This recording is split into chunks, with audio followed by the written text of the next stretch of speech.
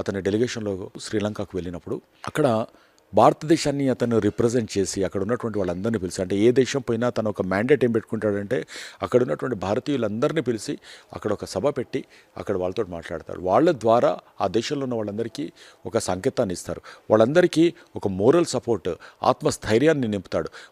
మేము కూడా భారతదేశం నుంచి వచ్చాము, మేము ఇక్కడ ఏదో అనామకుల్లాగా లేము, మేము కూడా ఎలాంటి వాళ్ళం ఉన్నామో తెలుసా అనేటువంటిది అక్కడ ఒక సభ పెడుతున్నాడని మనం అనుకుంటాం. కానీ దాని ద్వారా వాళ్ళందరినీ సంఘటితం చేసి దేశానికి అతను ఒక శక్తిగా దానికి అతను ప్రజెంట్ చేసి బ్యాక్ వస్తున్నాడు.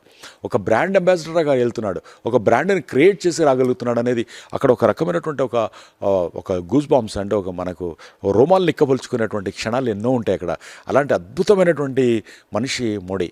అండ్ ఆ ఒక సామాన్య ప్రజలకు కూడా కనెక్ట్ కాగలిగి కొన్ని అద్భుతమైనటువంటి పాలసీస్ను, అంటే పనికిరాని చెత్త పాలసీస్ అన్నిటిని స్క్రాప్ చేయగలిగినటువంటి మనిషిగా, ఏదైతే చిన్నప్పటి నుంచి అనుకుంటామో ఎవడో ఒకటి రావాలి,